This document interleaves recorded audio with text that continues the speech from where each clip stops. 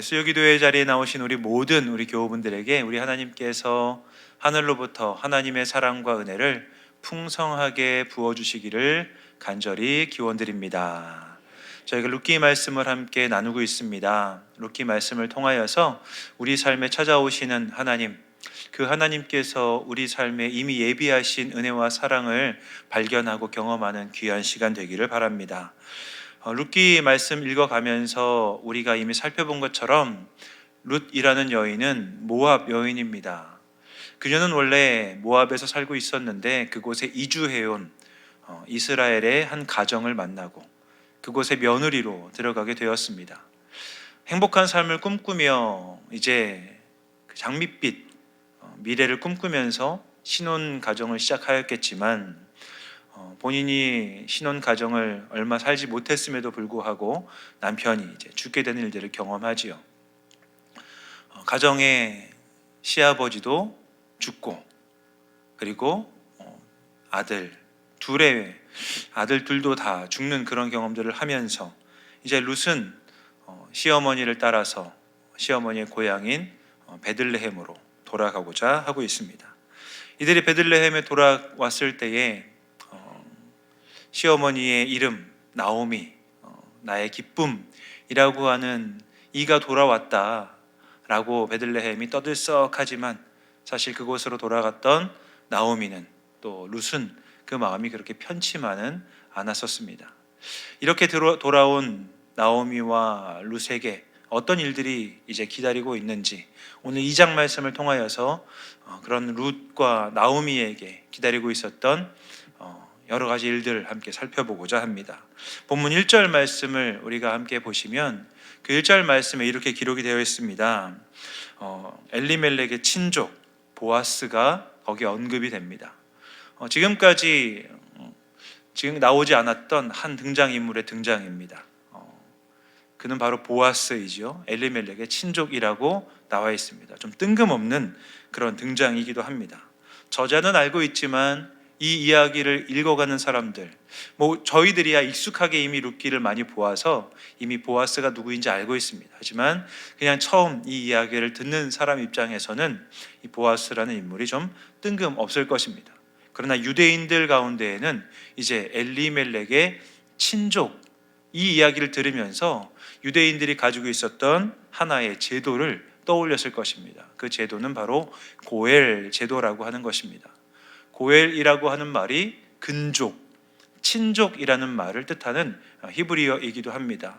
이 고엘 제도가 무엇이냐면요, 가까운 친척이 어려운 일을 당해서 경제적인 어려움 때문에 본인이 소유하고 있었던 땅을 팔 수밖에 없는 상황에 놓였다라고 할 때에 그것을 이제 그냥 보지 않고 어쩔 수 없이 팔아버렸던 그 땅을 다시 되찾아주는 그러한 제도를 말합니다.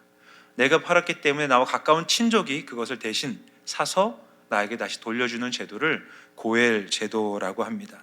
이런 제도에 대해서 하나님이 이러한 율법을 좀 제정하십니다. 레위기 말씀 가운데 이 제도에 관한 부분들이 나와 있는데요, 레위기 25장 24절을 보시면 거기에 이제 이 제도에 대해서 하나님이 율법으로 이렇게 명시하십니다. 레위기 25장 24절인데요 24절 말씀 함께 읽도록 하겠습니다.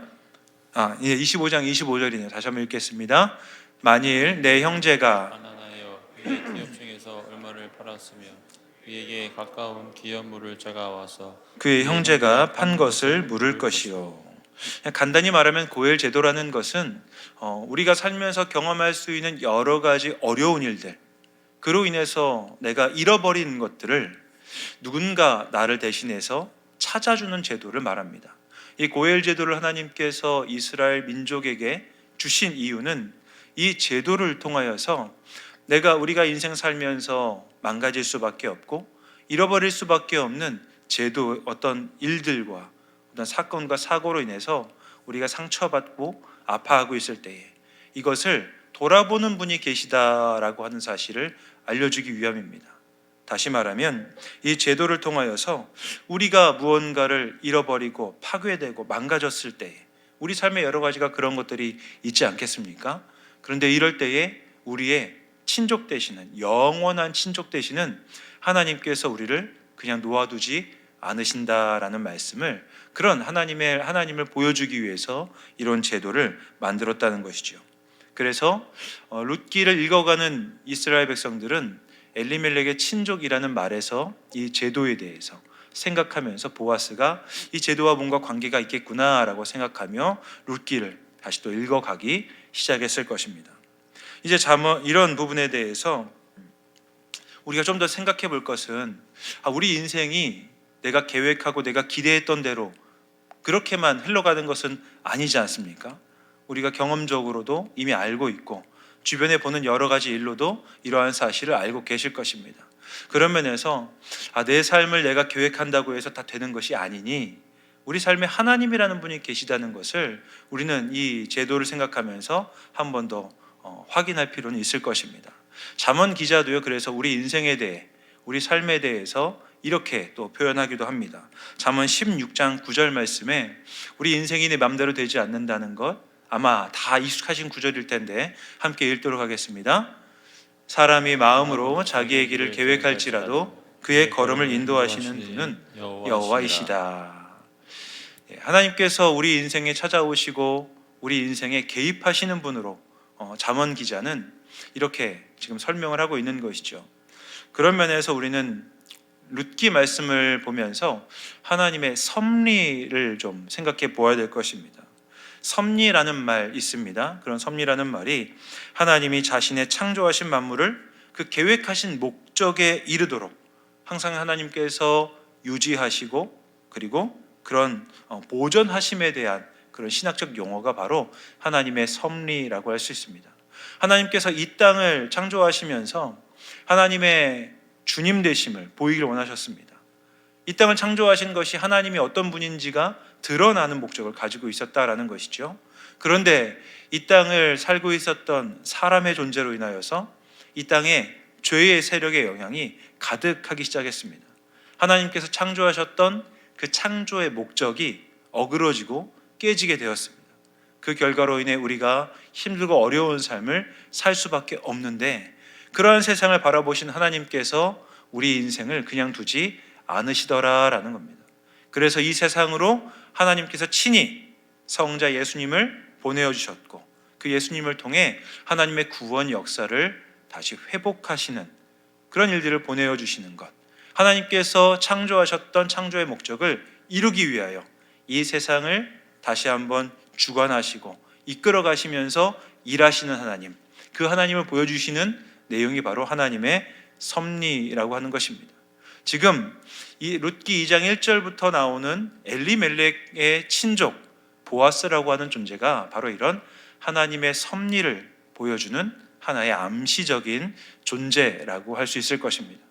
다시 이것을 우리에게 적용해 본다면 우리도 아직 내 눈앞에 보이는 이 세상을 바라볼 때는 잘 알지 못하겠지만 하나님이 분명 나에게 찾아오시고 내 삶에 섭리하고 계신다라고 우리는 생각할 수 있습니다.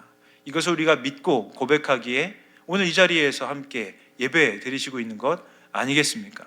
그 하나님의 존재를 우리가 인정하지 않는다면 이곳에서 예배를 드릴 이유가 없겠지요.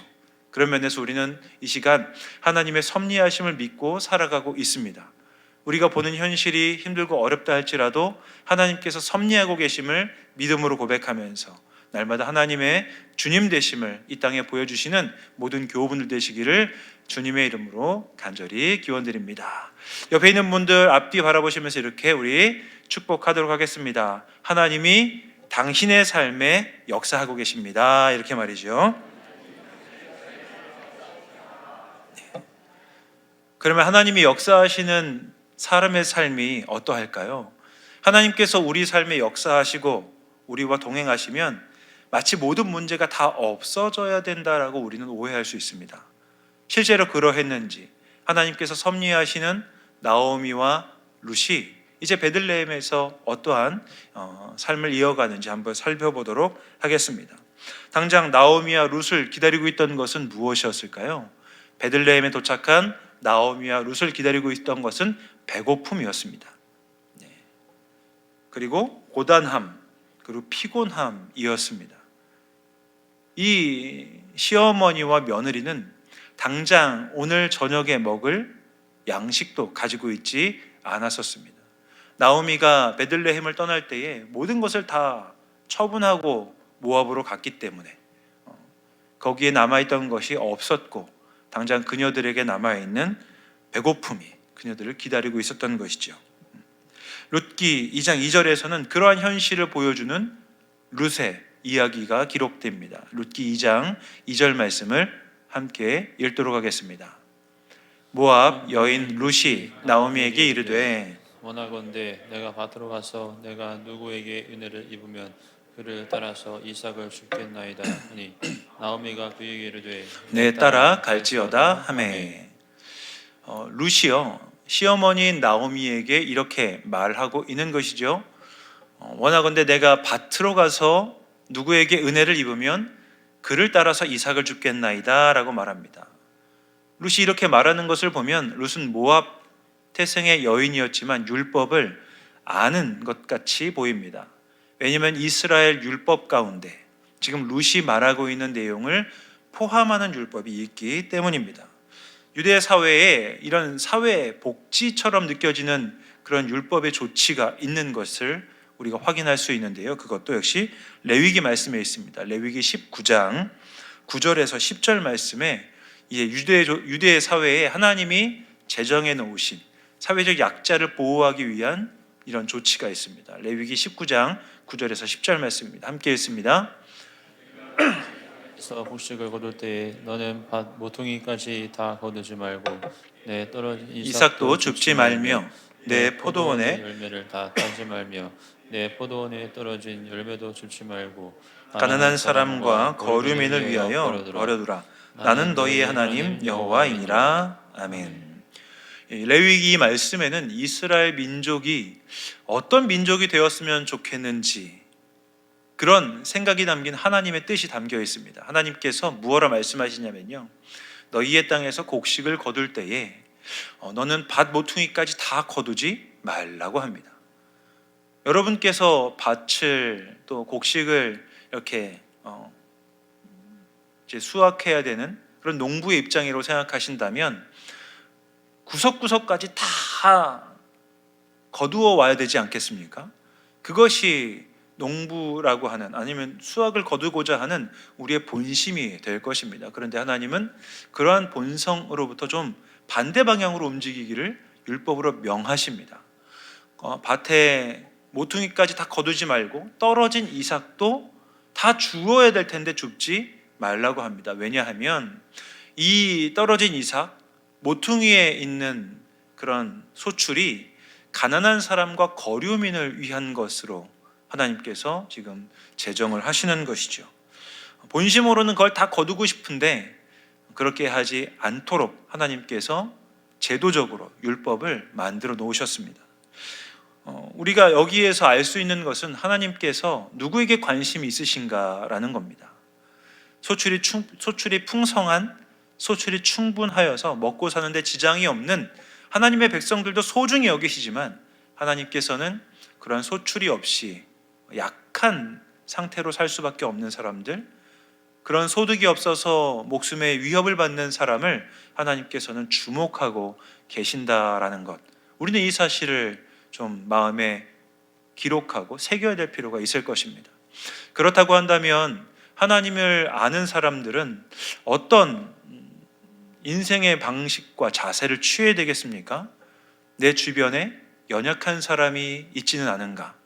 내 주변에 힘들고 아파하는 사람들은 누구인가? 라고 우리가 관심을 가지고 보아야 할 것입니다. 사회가 제정해 놓은, 사회가 정한 기준보다 오히려 하나님을 믿는 하나님의 공동체가 그런 사회적 기준보다 약자들이 더 보호받을 수 있는 그러한 제도와 장치들을 만들어 가려고 노력해야 되지 않을까, 그런 생각을 하게 됩니다. 제가 지난 월요일이면 이제 이틀 전이죠. 이틀 전에 저희 그 아내하고 저희 딸하고 같이 이제 부산에서 차를 타고 가다가 한 피자집에 가기로 이제 이야기를 하였습니다. 뭐 다 아시는 피자집일 거예요. 이제땡 뭐 피자집이라고 있는데 거기가 이제 평소에 기다리는 사람이 많아서 평소에 저희가 한두 번 갔다가 실패한 곳이거든요. 근데 오늘은 한번 좀 가보면 어떨까 싶어서 갔더니 기다리는 사람들이 한 40팀 정도가 있더라고요. 근데 그건 좀 적은 숫자입니다. 그래서 저희가 기다리고 있다가 이제 어떻게 들어가게 되었습니다. 그런데 이제 이 가게가 왜 이렇게 인기가 많나 찾아보다 보니까요. 그 가게를 이제 만드신 그 피자를 만드신 그 이모모 사장님께서 독실한 그리스도인이라고 하시더라고요. 독실한 그리스도인이셔서 거기에 있는 인테리어가 좀 독특했습니다. 인테리어 독특했는데 어떻게 독특했냐면 크리스마스 분위기가 나도록 이제 인테리어를 해놓으셨고요. 그리고 그곳에서 나오는 음악이 이제 CCM 음악이 나오고 있는 것을 이제 확인하였습니다. 근데 이제 거기서 이제 피자를 먹었다라고 말씀을 드리니까 인상적인 이제 저에게 이야기를 해주신 분이 계세요. 우리 교우분께서 이런 얘기를 해주셨는데 그곳이 직원 복지가 참 좋다라고 말씀을 하시더라고요. 그래서 아르바이트를 하러 들어왔던 직원이 거기 들어오면 안 나가려고 그런다라고 말씀을 하시던 거였습니다. 제가 그 말을 들으면서 참 마음이 되게 좋았습니다. 하나님의 이름을 우리가 걸고 또 하나님의 사람으로 우리가 어떤 공동체를 맡고 공동체를 이끌어 간다면 공동체가 가지는 기준이 세상에서 말하는 그런 기준보다 더 나아야 되지 않을까 이런 생각을 했었는데 그 사실을 눈으로 좀 확인하는 계기가 되었기 때문입니다. 사람이 너무 많아서 힘든데도 불구하고 거기에서 일하는 직원들도 열심히 섬기고 있는 또 일하는 모습을 보면서 혹시 그래서 그랬나라는 나중에 생각하게 되었었습니다. 하나님께서 관심을 가지시는 것은 어쨌든 사회적인 약자 그리고 사회적으로 힘들어하는 사람임을 우리가 마음에 좀 생각하면서 우리는 주변에서 어떤 사람들을 보려고 하는가, 우리가 맡고 있는 공동체를 어떤 공동체로 만들어 가야 되는가라고 한번 고민해보는 그런 시간이 되었으면 좋겠습니다. 우리가 어떤 공동체를 맡고 이끌어 갈 때에 기준을 어디다 두느냐가 그래서 중요하다라고 생각이 들었습니다. 여러분 어떤 것을 결정할 때 기준을 어디에 두십니까?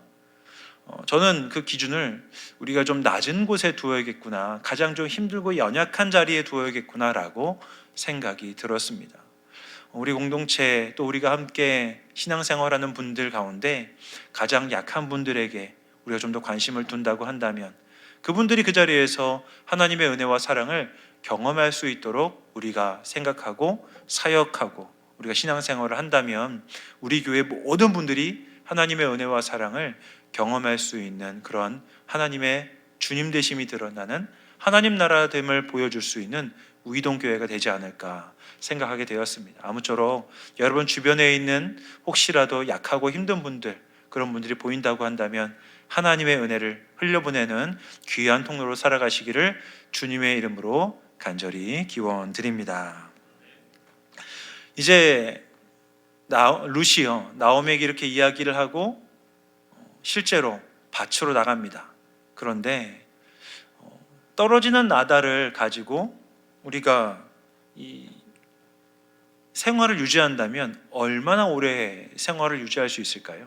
떨어지는 나달을 가져다가 허기를 채운다고 하면 얼마나 배부르게 허기를 채울 수 있겠습니까?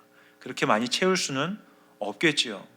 그래서인지 이제 룻이 누군가의 밭에서 이삭을 가져오는 것으로만 이야기는 끝이 나지 않습니다. 하나님께서 룻이 그렇게 일하고 있는 곳에서 하나님의 인도하심과 역사를 만나는 또 하나님의 개입이 이어지는 말씀에서 드러나고 있는 것이죠. 3절 말씀을 함께 읽도록 하겠습니다.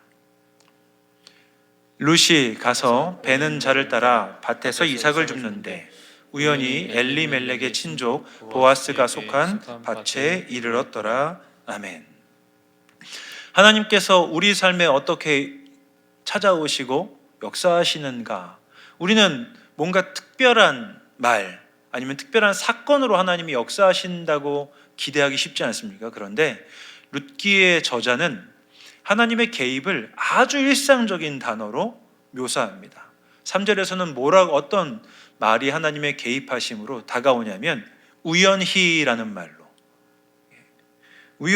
말로 이제 하나님이 룻을 통해서 어떻게 일하시는지를 보여주기 시작하는 것이죠.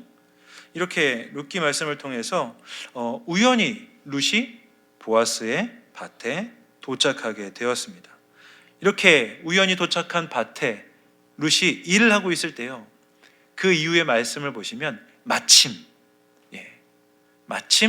보아스도 룻이 일하고 있는 밭에 도착하였다라고 성경은 기록합니다. 아주 일상적으로 쓸 수 있는 우연히 벌어진 일인 것이고, 마침 거기서 예상하지 않았던 만남이 일어났는데, 이 만남을 통해 하나님이 어떤 분이신지를 보이시더라라고 룻기 저자는 그냥 우리에게 은근슬쩍 쓱 우연이라는 말과 마치라는 말을 앞으로 이렇게 내밉니다. 누구나 그냥 쉽게 지나갈 수 있는 말인 것이죠. 여기에서 우리는 우리 삶을 잠시 돌아봐야 됩니다. 여러분, 오늘 하루 아침에 일어나서 이 자리까지 오실 때까지 어떤 하나님의 은혜, 하나님의 역사를 눈으로 보셨고 체험하셨습니까? 마치 우연처럼 다가왔던 어떤 만남이나 사건, 혹은 내가 여기 있었을 때 마침 찾아왔던 누군가를 통해 하나님이 이런 분이셨구나라는 것 우리가 경험했다고 한다면, 우리는 룻기에서 일어났던 사건을 오늘날도 경험하고 있는 것이겠죠. 그렇기 때문에 우리는 신앙생활을 하면서, 신앙생활하는 가운데 두 눈을 똑바로 뜨고 주변에 있는 사람들을, 또 우리 주변에서 일어나는 일을 주목할 필요가 있다라는 것입니다. 하나님은 분명히 우리와 함께 하고 계시죠. 그걸 믿으시지 않습니까? 하나님은 우리 삶에 역사하고 계시는 분입니다. 그러면 그 하나님의 역사가 우리가 기대하는 것처럼 다른 교통사고에서 나를 막아주시는 초자연적인 일에서만 나타나는 것이 아니라, 아주 우연히 벌어진 것 같은 일상에서 마침 그곳에서 누군가를 만나는 일처럼 다가올 수 있다라는 것, 그것이 바로 이제 룻기 말씀을 통해서 하나님이 우리에게 보여주시는 말씀이죠. 그래서요, 김회건 교수님이라는 분이요, 이런 말을 씁니다. 신적인 우발성이라는 말이에요. 신적인 우발성. 어떤 말이냐면요, 하나님께서 의도를 가지고 만든 우연을 가장한 필연을 말하는 것입니다. 우리 삶에서는 아주 우연히 만난 어떤 만남 하나가 내 삶을 바꾸는 그런 인연이 될 수도 있다라는 사실, 그것이 우리 삶에서 일어나는 하나님의 역사라고 하는 것입니다. 그러므로 우리는 한 사람 한 사람을 만날 때에 허투루 지나가지 아니하고 그 사람을 통해서 하나님이 어떤 역사를 경험하게 하실지 기대하는 마음으로 나아가야 될 것입니다. 어제부터 우리 우이동교회에서 제가 이제 부임하고 나서 부임 대신방을 진행하고 있습니다. 어제 이제 가정들을 만나고 오늘도 이제 한 가정에 가서 신방을 하였는데요, 신방을 하면서 제가 느끼는 부분은 역시 하나님은 이런 만남을 통해서 역사하시는구나라는 것들을 많이 경험하고 있습니다. 만나서 이야기를 하고 그리고 나서 나중에 얼굴을 뵈면 처음 뵀을 때와는 전혀 다른 느낌의 그런 친숙함과 친밀함, 그리고 그분을 향해서 기도할 제목들이 생각나게 하시는 하나님의 은혜를 경험하곤 합니다. 그래서 이걸 진짜 저만 할 것도 아니고 우리 교회에서 많은 분들에게 함께 부탁드려서 서로가 서로를 만나고 교제하는 그런 만남과 교제가 풍성하게 있어야 되겠다라는 생각을 하게 되었습니다. 서로가 서로에게 하나님의 은혜를 베풀어주는 좋은 통로가 되어주시면 참 좋겠습니다. 그렇게 하시면서 하나님이 어떻게 만남을 통해서 역사하시는지 우리가 많이 경험해 볼 수 있는 우리 의동교회 교우분들 되시기를 주님의 이름으로 간절히 기원드립니다. 이제 그 자신의 밭에 마침 도착한 보아스가요, 밭에서 일하고 있는 사람들을 이렇게 살펴봅니다. 그런데 그 가운데 한 여인이 눈에 띄는 것이었습니다. 그래서 보아스는 사환에게 이제 그 일하고 있는 사람들을 통솔하고 있는 사환에게 저 여인이 누구냐라고 물어봅니다. 그러자 그 여인인 룻에 대해 사환이 이렇게 대답하는 것이죠. 7절 말씀을 보시면 룻에 대해서 사환이 묘사하는 장면이 나옵니다. 7절 말씀 함께 읽도록 하겠습니다. 그의 말이 베는 자를 따라 단 사이에서 이삭을 죽게 하소서 하였고 아침부터 와서는 잠시 집에서 쉰 외에 지금까지 계속하는 중이니이다. 아멘. 보아스는 이 사환이 룻에 대해 해준 말을 듣습니다. 그리고 알게 되죠. 저 여인이 얼마 전에 베들레헴, 얼마 전이라고 해봐야 뭐 긴 시간도 아니었죠. 베들레헴을 떠들썩하게 했던 나오미의 며느리이구나. 사람들 사이에서 나오미가 오는 것은 큰 이슈가 되었었습니다. 그리고 그 여인이 어떤 과정을 거쳐왔는지, 그리고 나오미를 따라왔던 며느리가 어떤 선택을 하였는지도 사람들은 들었을 것입니다. 전에 저희가 말씀을 통해서 나누었던 것처럼 나오미의 선택은 다른 며느리였던 오르바의 선택과는 다르다라고 말씀드렸습니다. 오르바는 인간적으로 자신이 할 수 있었던 최선의 노력을 하고 그리고 나서 어머니를 떠나는 선택을 했다고 말씀드렸죠. 그래서 오르바의 선택에 대해 우리가 비난하거나 비방할 수 없다고 말씀드렸습니다. 오히려 룻이 한 선택은 사람이 할 수 있는 선택은 아니었다라고 말씀드렸습니다. 왜냐하면 룻이 어머니를 따르겠다고 말하는 것은 이 가운데 어떤 사람도 할 수 없는 그런 하나님의 사랑을 보여주는 선택이었기 때문에 베들레헴에 있었던 많은 사람들도 룻이 나오미를 따라왔다라는 사실에 많이 놀랐고 그 사실에 대해서 지금 굉장히 많이 회자되는 일들을 보여주고 있었을 것입니다. 이런 가운데 있었던 룻의 이야기였기 때문에 보아스는 사환의 말을 들으면서 저 여인이 룻이구나. 그리고 함께 저 여인이 지금 죽고 있는 이삭을 기다리면서 어딘가 머물고 있을 나오미, 친족의 아내이지 않습니까? 엘리멜렉의 친족인 보아스, 그의 입장에서는 친족의 아내인 나오미를 생각하게 되었을 것입니다.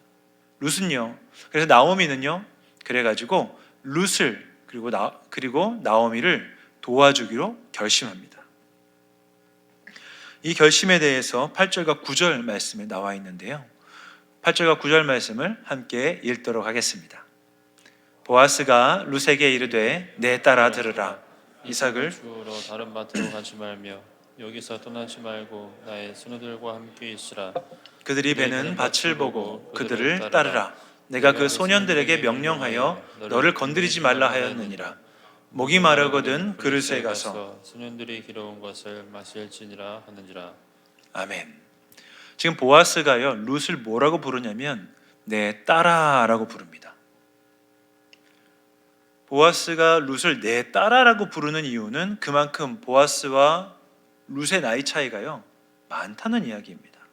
보아스는 룻의 아버지 뻘 되는 나이가 되거든요. 흔히 이제 교회 권사님들 중에서 보아스 같은 사위를 얻었으면 좋겠다 이렇게 말씀하시는 분이 계세요. 보아스가 이렇게 성품이 좋으니까요.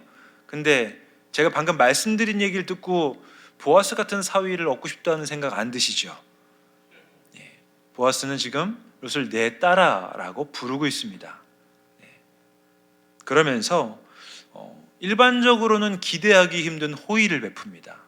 이렇게 말하죠. 이삭을 주우러 다른 밭에 가지 말아라. 네가 이곳에서 이삭을 줍는 동안 내가 여기에서 일하는 소년들에게 말해서 충분한 이삭을 가져갈 수 있도록 조치하겠다. 그리고 이곳에서 일을 하다가 목이 말라도 다른 곳으로 물을 마시러 가지 말고 소년들이 마시는 곳에 가서 얼마든지 그 물을 마시라라고 말하고 있습니다. 뭐 너무 당연한 조치 같으십니까? 상상할 수 없는 배려이고 어디서도 받지 못하는 파격적인 대우라고 할 수 있을 것입니다. 이런 이야기를 들으니 룻이요 마냥 기뻐할까요? 와, 이런 은혜를 받다니 이거 완전 너무 좋은 일이야 라고 했겠습니까? 그렇지 않습니다. 룻은요, 이런 보아스의 호의를 경계합니다. 룻이 보아스의 말에 대하여 하는 반응은 10절, 이어지는 10절에 나오거든요. 10절을 읽어보시면 룻이 보아스의 호의를 그냥 기쁨으로 받아들인다기보다는 뭔가 경계하는 듯한 뉘앙스의 말로 이야기하는 것을 볼 수 있습니다. 10절 말씀을 함께 읽도록 하겠습니다. 룻이 엎드려 얼굴을 땅에 대고 절하며 그에게 이르되 나는 이방 여인이거늘 당신이 어찌하여 내게 은혜를 베푸시며 나를 돌보시나이까 하니. 룻이여 말하죠. 나는 이방 여인인데 왜 당신은 나에게 이런 호의를 베푸십니까? 이해할 수 없다라는 말이기도 합니다. 지금 룻이 하는 말은 룻이 보아스와 선을 좀 긋고 싶어 하는 말처럼 느껴집니다. 왜냐하면 룻은 유력자이고요. 그리고 그 밭의 주인입니다. 그 밭의 주인이 특별한 이유 없이 자기에게 갑자기 엄청난 호의를 베푸니 룻 입장에서는 어떻게 반응하겠습니까? 나는 이방 여인인데 왜 나한테 이런 은혜를 베푸십니까? 라고 묻는 것은 마치 룻이 이렇게 이야기하는 것처럼 보입니다. 당신 혹시 나한테 무슨 흑심이 있어서 이런 배려를 하는 것 아닙니까? 라고 말하는 것 같은 내용인 것이죠. 세상에 공짜가 있을까요? 없을까요? 없지 않습니까? 그런데 보아스가 왜 이방 여인인 룻에게 이런 엄청난 호의를 베푼단 말입니까?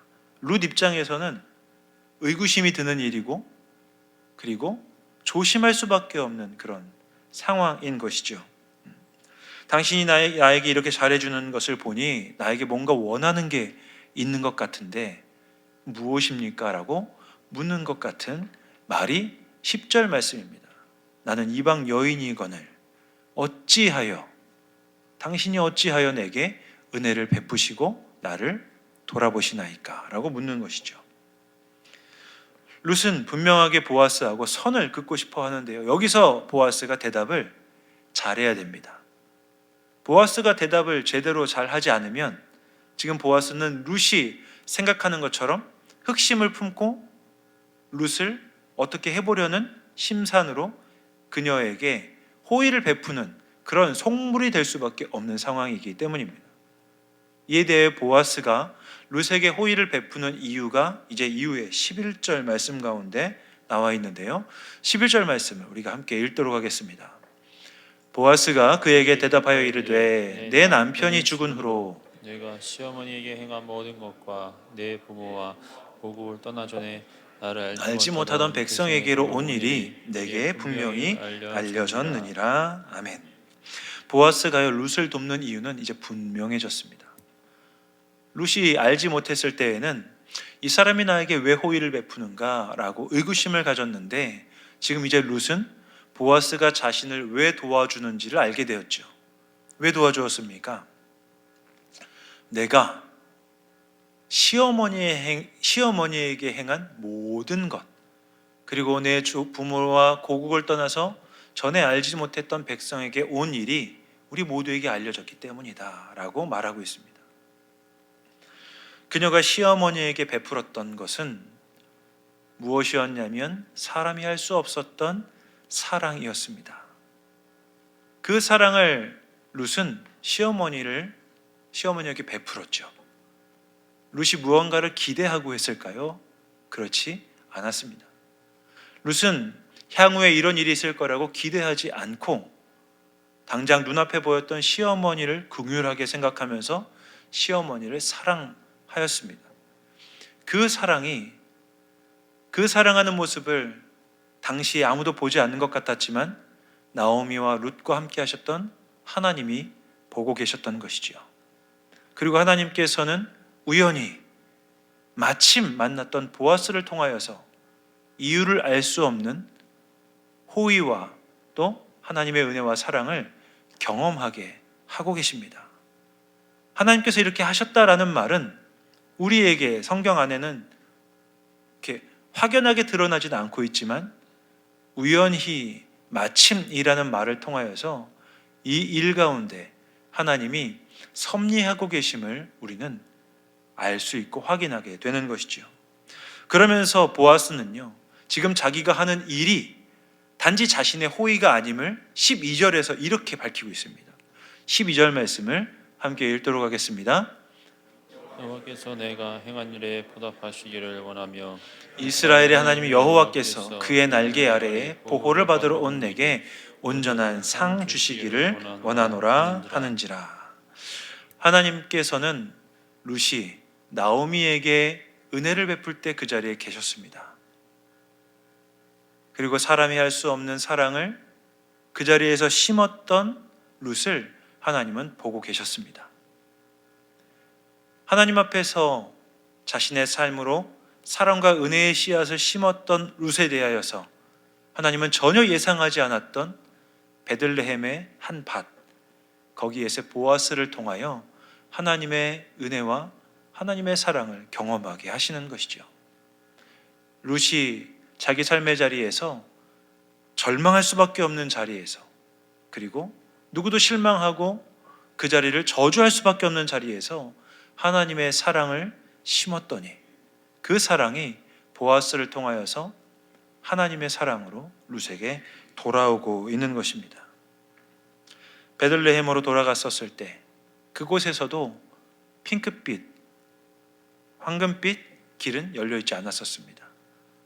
하루하루를 견뎌내야 하는 삶의 자리를 살 수밖에 없었습니다.